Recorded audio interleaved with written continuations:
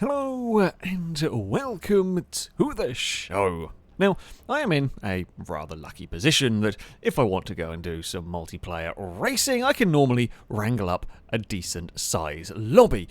Although for plenty of people that's not really such an option. Maybe your friends aren't particularly into racing games, etc.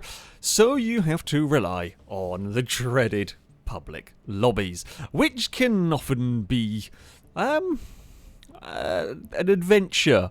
Let's go with that. A mess is probably a better way to put it. However, in theory, there was a bunch of new stuff put in place for Forza Motorsport, so naturally I was keen to go and try it out, to go and see how it might all work. Now, when you jump into this, you have to do sort of 3 qualifying races, if you like. You get through those and then you can go and do whatever you want. And I started off doing a mix of GT and touring cars. So the first, actually this was the very first race I did with the GT cars. I just grabbed a Ferrari. I didn't really know anything about what I was doing in this one. I got in the Ferrari, qualified fairly well. Turns out the Ferrari is an absolute beast down the straights and not very good in the corners. Now, in these curated multiplayer sessions, the cars are, in theory, balanced. I mean, it's not great. The Ferrari is an absolute monster down the straights, a bit of a handful in the corners. The Audis, the Porsches seem to be the way to go on the most part. Although the Corvette's not bad, the Aston Martin's not bad, BMW's not too bad. Although you'll generally see a lot of Audis and Porsches running well.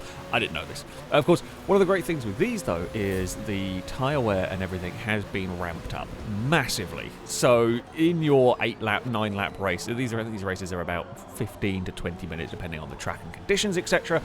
Tyre strategy is a real important thing.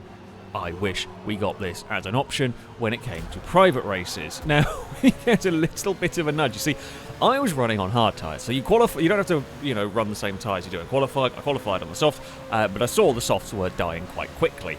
Now, my initial plan, not really knowing what I was doing, was to run these hard tyres and try and not stop. That was the goal. Now, I was hard tyres are quite slow. So, yeah, we did get a helping hand through the corners. I don't think genuine malice. I think the cars caught out by how slow I had to go. I was not on the right tyres. I wasn't on the right tyres for this. I had a strategy, and that was to try and run the hard tyres the entire way through it and not have to pit. The Ferrari up ahead runs a little bit wide, and all that work and slight Morse code, well, a bit more than Morse code on the rear bumper, for me, would not quite work out. You can see the speed my Ferrari has over the Aston Martin down the straight, but of course I struggle a little bit getting through the corners through here. The Aston Martin will make that move work on the outside. We can outrun it a little bit down towards the next corner. However, going around the outside is difficult, and I really like as a Ferrari at the best of times doesn't quite have the grip of some of the other cars in this, let alone when you are on the wrong compound of tyre.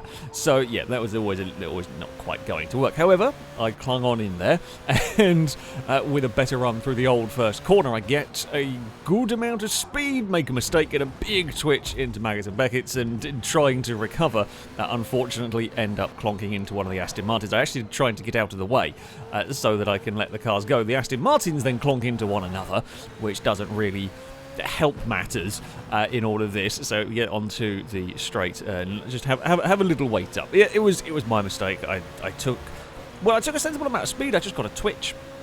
In the car at an awkward place in a very fast part of the circuit and did not have the time to gather it all back up. I mean, we were a long way off from the leaders, but we were having a fun little battle here over about 5th position going on here. V8 supercars are technically in this category, but I've not seen them go particularly fast, and this one ended up having an adventure off the track. Now, as the race progressed, cars would go in the pits, and the strategies would start to play themselves out. Now, the BMW behind me pitted very, very early. At the end of lap 4 is where you are, halfway mark in this particular race. You're perhaps expecting cars to come into the pits. I mean, you can see at this stage on hard tyres, my tyres were dying.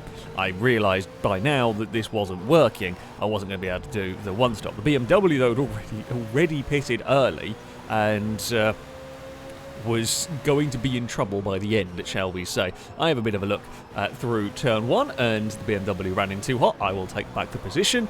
As I said, we've got this huge amount of overspeed. We've got this huge amount of straight line speed going on in this car that does make overtaking a little bit easier. The Ferrari, I think the Ferrari was perhaps expecting us to go for an overtake and actually kind of moved out of the way, which caught me off guard. BMW made a little bit of a mess through all of that, and we worked ourselves back up. By this point, so we're up into third, but of course we hadn't pitted. We hadn't gone to do the pit stop that we knew we were going to need to do. So I dove into the pits, went onto the medium tyres, knowing that we only had a short run till the end. It was tempting to put it on softs, however, you saw how quick the tyres died. Maybe could have done it. Maybe could have gone for it, but I was going to play it safe, pretty much. We got spat out of the pits in 5th place, which actually I was relatively happy with, all things considered, in this one.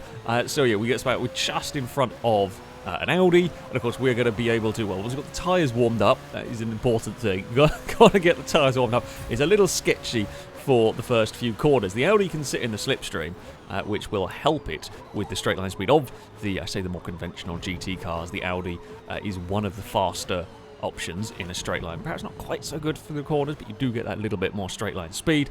However, yeah, we did the job of keeping it behind, and the Porsche that come into the pits with us was also there. Now, I can't tell you what tyre strategies vehicles are on because there is no information. I believe the Porsche may have done a similar thing to me. Now, I don't know whether it went on to soft tyres at the end or whether it went on to mediums, but I think it was doing a longer first stint for a shorter end stint. And as we were starting to sort of catch our way up through the field, I believe it was because just cars' tyres were dying in front of us.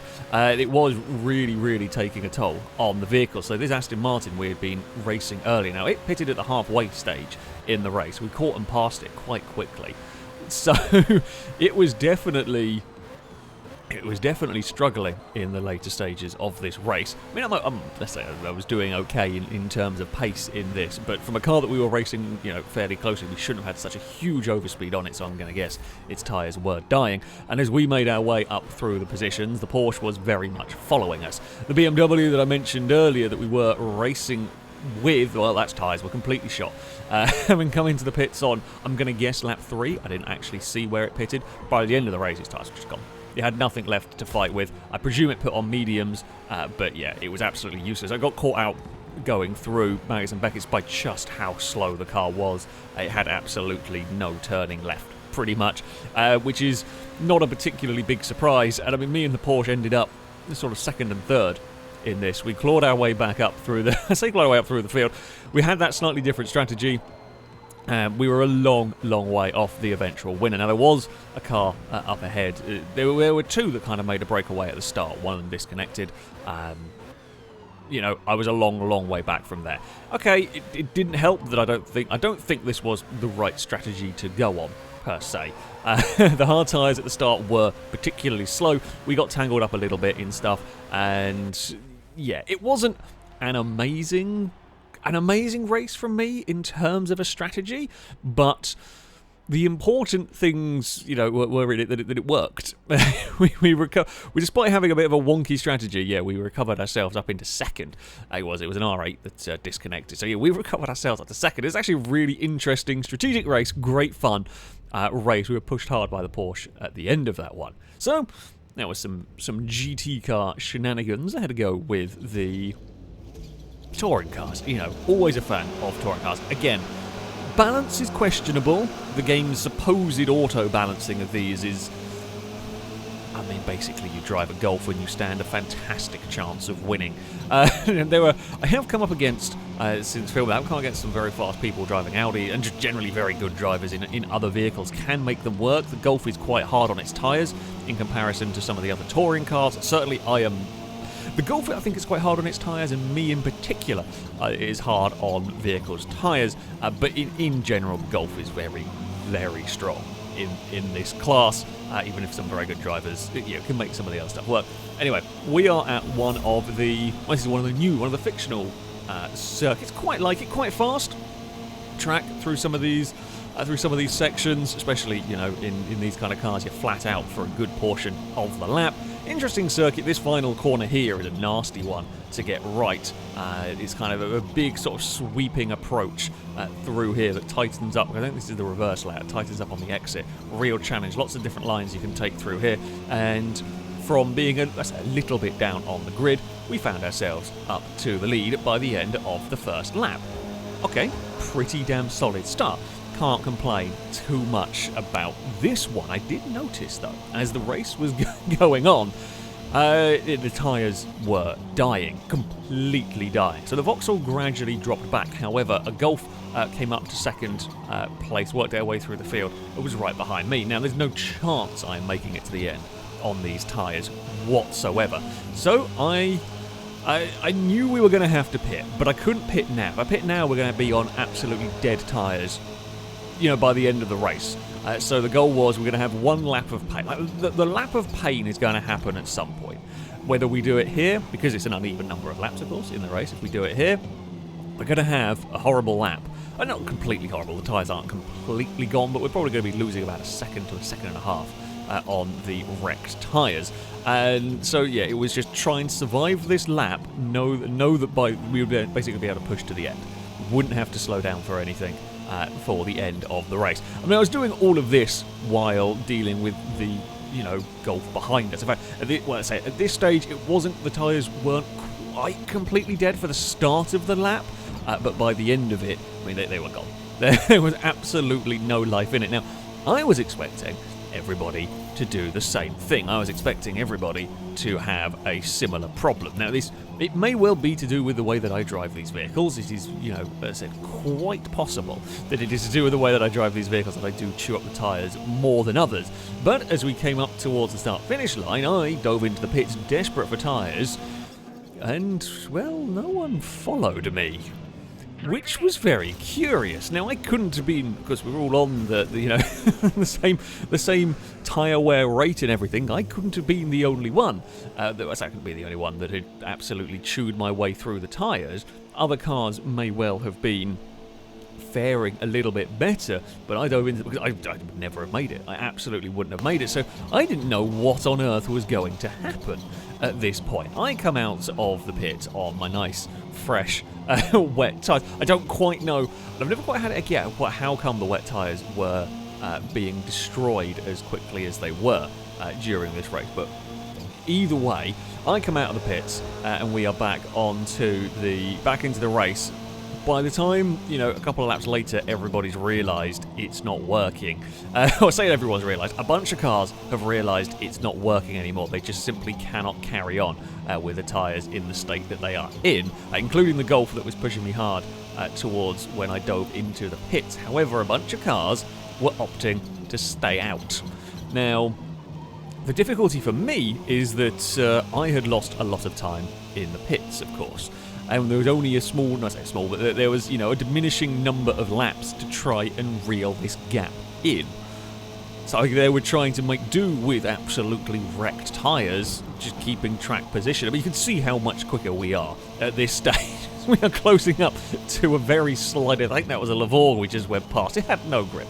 There was absolutely nothing it could do. The car up here that is out very, very wide, I think that's one of the Lincoln Co's, it just can't turn. It just absolutely cannot turn in. We actually get a little bit of understeer through there. Not the cleanest of overtakes I've ever done. But you can see the vast difference in grip. However, I was massively running out of lap times. The Astra that we'd raced at the start, that tried to defend, but there was nothing it could do. It had no answer. However, as we came around this final corner, we can move ourselves onto the podium spots and we can have a huge amount of momentum out of the corner that nobody else can do. But it wasn't quite enough. It was a very exciting and interesting tactical battle, but yeah, they would survive on that set of tyres, even though they were horrible, even though they were dying. Whereas my pit stop, it still got me on a podium though, and it was a really, really fascinating, awesome tactical battle. That one, thoroughly enjoyed it, even if we didn't win. It was off to MidOhio with some with GT cars again. I did essentially opt for the Audi as my preferred vehicle of choice for this class. As I said, things like the Corvette could be fast, things like the Porsches were quite quick. I'm not a massive fan of the way the Corvette drives. The Audi's a bit oversteery for me, but I do prefer the way it drives to the Corvette. So yeah, I kind of settled with the Audi, and I drove it in a fair few races. I just sort of picked out the most exciting, the best ones to showcase for this. We qualified, fairly well here at MidOhio. Got a little bit stuck up behind a couple of Corvettes, having their own fight. As we head down the back straight, we get ourselves to the inside, and we see an ambitious manoeuvre from a Corvette trying to go through the middle. And Porsche is also trying to look around the outside. I'm not sure. Actually, I'm not sure if the Corvette parked to wait, but no, the Corvette parked to quit for some reason, but there we go. We fought off the Porsche anyway, got a little bit of a slide, a little bit of a wriggle going through that next section, but we came out of all of it, fairly well. Admittedly, yes, helped by a Corvette quitting and everything. However, we were there or thereabouts. I think we've only been behind that Corvette. The Porsche is having a bit of a sniff around, but nothing really doing through all of that. Now, as this race progressed on, we gradually dropped the Pink Pig Porsche and actually started closing in on the leader. Now, as I said before, the Porsches are good in the corners. The Audi is a little bit faster in the straight. It's not by a huge amount, and the slipstream effect here does make it. It's going to make it a little bit more noticeable down the straights. However, that is the relative strengths and weaknesses of these cars. And yeah, MidOhio, difficult place to overtake. Helps if you have the straight line speed. We got a lot of momentum down this straight. This is probably your best overtaking spot on the circuit. Get the Audi to the inside. Try and, outbrake the Porsche, hold the Porsche out wide, and it's a lovely clean overtake for the lead of the race. There is something to note in this race. I don't know whether it was, whether track temperature made a difference, whether just I was driving the absolute wheels off this car, but notice the tyre wear. Now, generally from my experience with this, mediums was the way to go in this race. In all of these GT races, just, you run the mediums to half distance and then you swap onto another set of mediums. The softs don't last long enough to make it worthwhile. The hards, as you saw a little bit at Silverstone, I made it work, but the hards were generally just too slow. So yeah, you run the mediums until half distance and then you swap and then you go to the end. But in these races with uneven number of laps, well, there becomes that difficult question, and I was really struggling with the tyres on the Audi. We were fending off from the Porsche, but I got a big kick of oversteer through this final section, and I was really struggling with the tyres. Again, it was another similar story whereby I didn't want to pit at the end of lap 5 because I knew I'd have nothing to fight with at the end of the race, so we kept going. The Porsche were in a very similar boat to me in terms of what's it going to do with tyre wear. There wasn't really any concern from the vehicles behind. They were all too far back. We were going to once again fight our way with the 911 to the inside. We head around this corner. Not a bad overtaking spot, that one. Not perhaps quite as good as the one at the end of the straight, but it's good enough for me. We made it work. It was all, again, nice and clean passing as we head down towards the next corner. You can see how much the tyres are hurting at this stage. My car is difficult to drive. I say difficult to drive on this one. The Audi's a little bit oversteery at the best of times. It's a lot more oversteery when the tyres are in trouble. The front end doesn't want to cooperate. The only saving grace is the Porsche's struggling as well. Our lap times are falling away, as you would expect from all of this. But I'm aware we've got to come into pits. Everyone's got to come into pits at some point through here. Struggling to get the front turned in. We'd actually got a little bit of a gap to the Porsche. I don't know whether they made a mistake on their own or something through there. I don't have a huge amount of confidence in my car through these final corners, and you can see why, as the back end has just given up the will. In fact, we get a huge amount of oversteer trying to get into the pits, and the Porsche actually senses an opportunity and dives past. Fair play. Fair play. It's not an easy pit lane to get into, especially in a vehicle with dead tyres. I was all sorts of... My tyres were just gone by the end of that stint.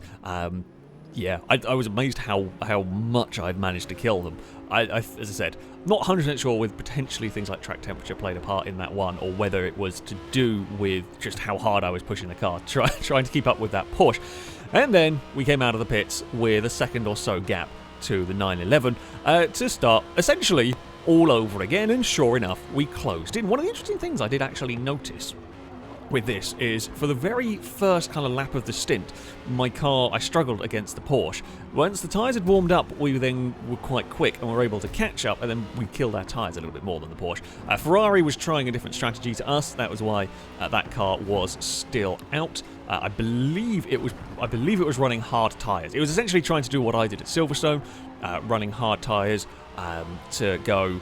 I'm suspecting the goal for the Ferrari was to go the race without pitting, but yeah, the tyre wear was just too great, and that would have to bail on that plan, I presume, to go and fit some soft tyres for a sprint towards the end, or whatever. I can't remember exactly the lap that it came in, because we were far too busy focused chasing down the Porsche. Clear of the Ferrari, we could go on the hunt and look for a way past, but we were going to have to do it the hard way once again. This track is tough.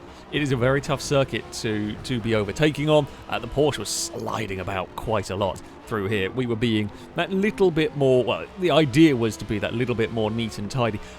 I wasn't too worried about the tyres for this one. We did the extra lap early, so we knew we didn't quite have to go as far as we did previously. So it wasn't so much worried about killing the tyres. The Porsche well, you can see how hard the Porsche was pushing through here, made a little error. It put us right there, but there was nowhere to really capitalise on it through here. Down towards turn 1, Porsche goes defensive, knows it's a possible overtaking spot. A difficult one, though. I'm happy to leave the Porsche there.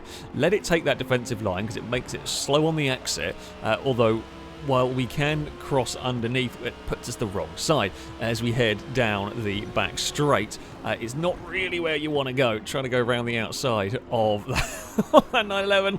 We cling on for dear life, but it's just not quite going to work through all of that.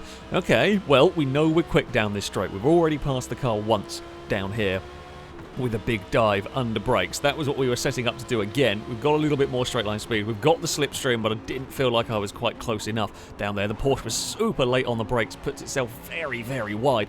This is the difficult bit. I've got to try and find a way past. We keep it alongside over the top of the hill. That's the inside for the next corner. Slightly more unconventional overtaking spot, but we made it work. Now it's the 911's turn to try and duck underneath us through all of here. I just can't quite get my car across far enough to the inside to cover that one where I wanted to. The Porsche fires it and we'll retake the lead. We're, again, not giving up. It's a little bit of acceleration towards the next corner. Try hold it around the outside. Can't do it. We're going to, again, duck underneath, going for that better exit, but it's still the wrong side heading to the final corner. I know we're in a little bit of trouble here. My best bet is to try and launch it off this very last turn and outrun the Porsche to the line, but I get a bit of a slide, and I don't think, even without that slide, I don't think we could have quite done it. It was a fantastic race. Absolutely wonderful battle throughout that entire one. Cars sort of strong at different points during that race, but it made for a absolutely fascinating battle. It was an awful lot of fun.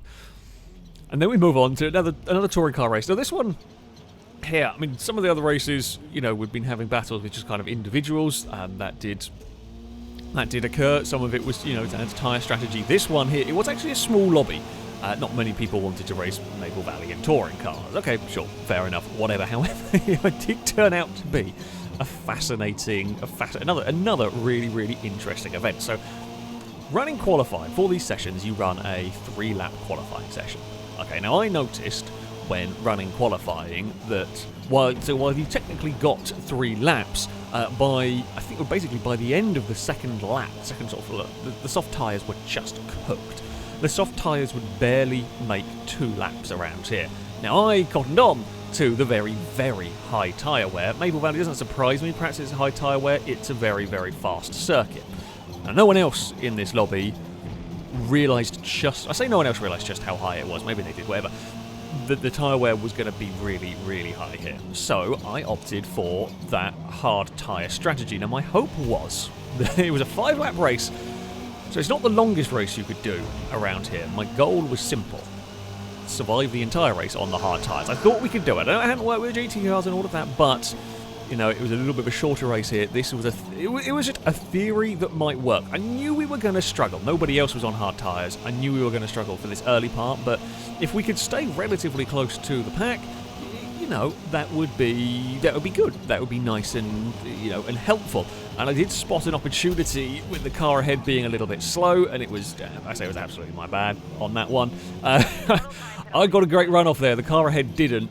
And yeah, I ended up just giving it a bump in the rear corner that was not good, not what we wanted to do. We got a 1 second penalty, absolutely, you know, probably more than that, deserved to be fair for the spin. I parked up and I waited. Yeah, completely my bad on that one.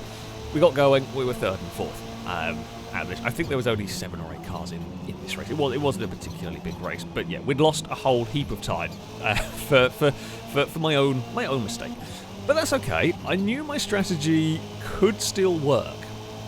Well, in theory. In theory, my strategy could still work from here because while, you know, the cars ahead were some 6-7 seconds down the road, we were going to be ideally not going for a pit stop. And this did rely on the hard tyres sticking together for the 5 laps, which I didn't know if it was going to go into this race. Now, you can do a practice session before the race itself kind of starts. You could, you know, in theory, go about and test this. I didn't.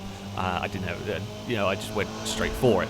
Now, by the end of, well, so by the time we're heading through lap 3, coming towards the end of it, the Golf that I had been racing with, that had been setting similar, it started struggling. It started struggling massively, which was the indication to me that the car, the tyres were starting to give up on this one. And this time around, there was no bump, there was no contact. They went to turn in and it just didn't. It just ran wide on its own at the top of the hill. I will say thank you very much for that one, and I will dive past and move myself up into third. But with this being such a short race, no one really wanted to pit. Now, unfortunately, the Golf behind ran wide at the final corner and smacked the wall. I presume possibly trying to follow me, possibly just made a mistake, saw the speed that I could take and thought they could take a similar line, maybe.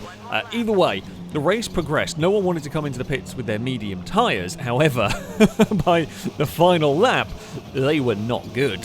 They were not good at all.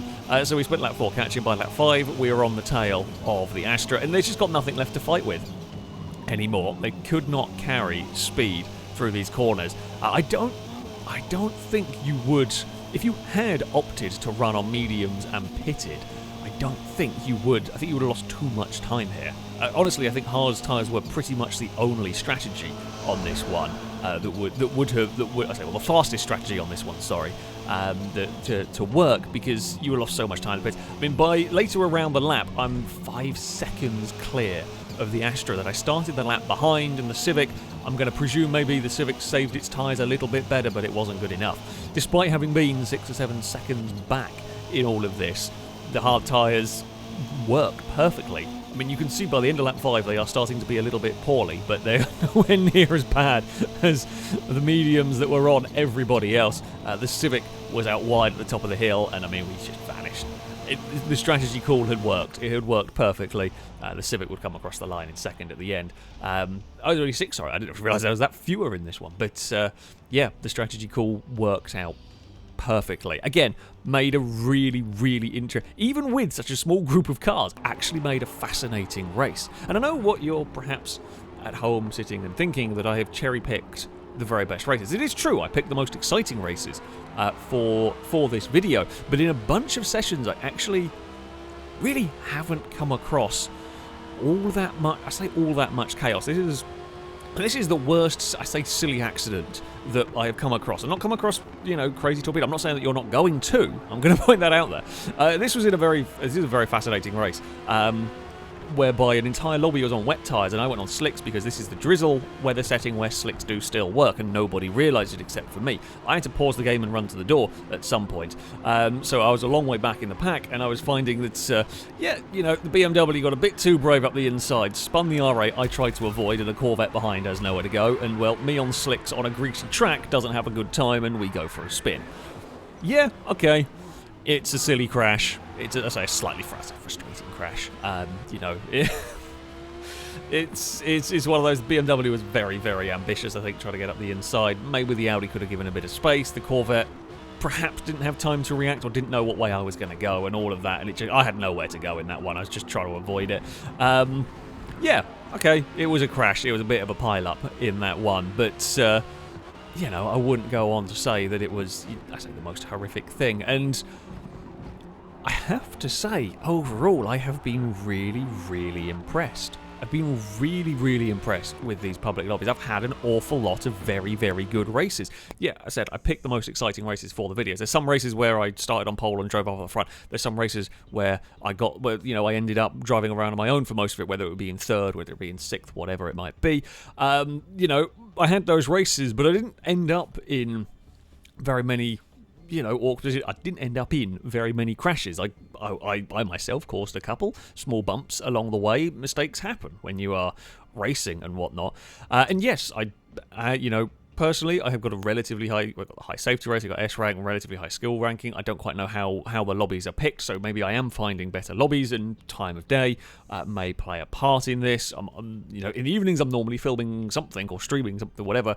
I've filmed quite a lot of these on a Saturday morning, so maybe I would be a bit luckier finding these lobbies. But I will say that from my experience of public lobbies in many multiplayer racing games and whatnot, Forza's have been pretty damn good. I can't believe I'm saying this, but in terms of the quality of the racing, they've actually been very, very good, which I'm pleasantly surprised about. Been some really interesting strategies that you can play with, you can mess around with. It's been a lot of fun. It has been a lot of fun, so don't be afraid to go and delve into those featured multiplayer lobbies. You might have an awful lot of fun. Can't guarantee there won't be the odd crash along the way, but it's a hell of a lot better than I've seen in the past. That, though, is going to be it for this video. Thank you all very much for watching, and until next time, goodbye.